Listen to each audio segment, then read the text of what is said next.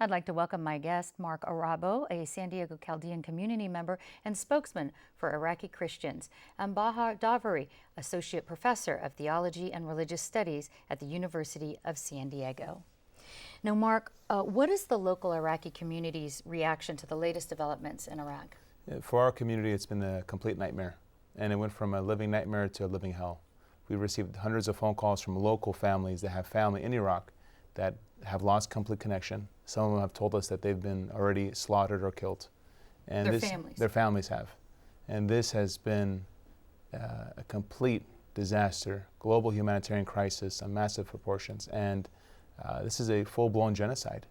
Well, I know you went to Washington and spoke with State Department officials to plead the case for Iraqi Christians and other religious minorities in Iraq. What did you ask for, and what's the response been? So I met myself and delegates from Michigan, went to the White House 2 weeks ago in the Roosevelt Room with Ben Rhodes, and we actually asked for humanitarian aid and airstrikes. A week later, the president delivered them. As we know, what's happening now is we still have 400,000 stateless people that are being targeted, that are displaced from their homes, that are dying because they don't have food, they don't have water, they don't have diapers, they don't have clothes, and they just want a chance to survive. And right now, we're asking for some immediate asylum. We want to hope the world follows France's lead. Maybe if you even airlift them, and our journey continues, and we will not stop until they're safe.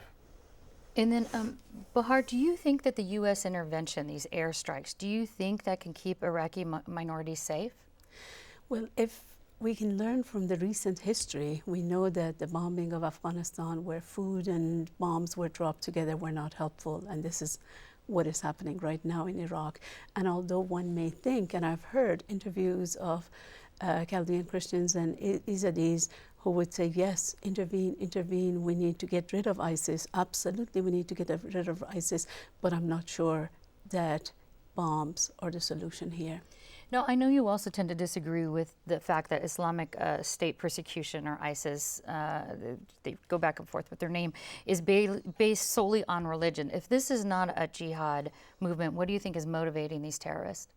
Well, the so-called Islamic State, or ISIS, are basically thugs. One can refer to them something like the gangs that we know as Bloods and Crips, and that's what they are, only with a religious identity. And the reason why I say what they're doing is not jihad is because jihad, as described in the sacred scripture of Islam, for those who do believe in that scripture, is including in that is protection of mosques, synagogues, and churches. And what the ISIS is doing in killing the Yazidis, killing the Chaldeans, and furthermore, more killing of the Shia, which they call Rafidi, and mark their houses with an R, with the letter Ray in Arabic. That's not one of the conditions of jihad. It's absolutely wrong. There's no decent Muslim theologian who would support that as jihad.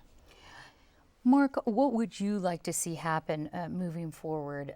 You talked basically a little bit about the refugees within the Iraqi government and how the U.S. could help support that. Our number one goal now is humanitarian. I'm traveling to the United Nations tomorrow. We'll be there until Thursday. We're going to be asking the UN Security Council for 3 things: to recognize this as a genocide, number 2, to recognize them as stateless people, and number 3, to recognize these are crimes against humanity.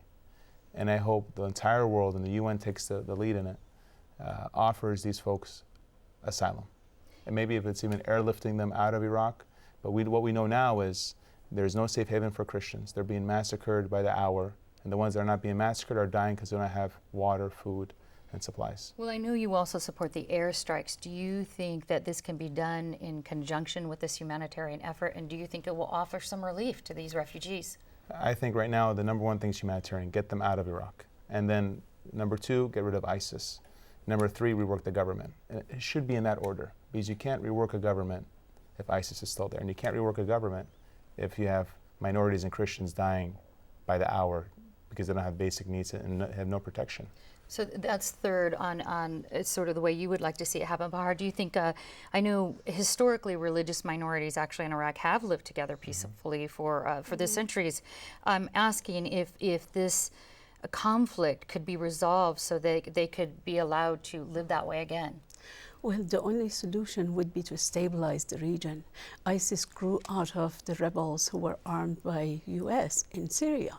So they came out of that, and initially the rebels in a way came out of Al-Qaeda. So the whole destabilization of the region, Syria, Libya, Iraq, all of that, and God knows then Iran, that leads to violence, killing of people. 200,000 Iraqis have been killed, regardless of their religion, regardless of being civilian or militant. 200,000 people since 2003.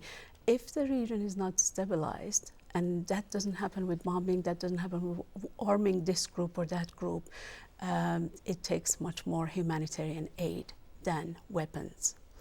All right, well, we are out of time. There's a lot more about this on our website. I want to thank you both, Mark Arabo and Bahar Davari. Thank you so much for the update on this. Thank you. Thank you.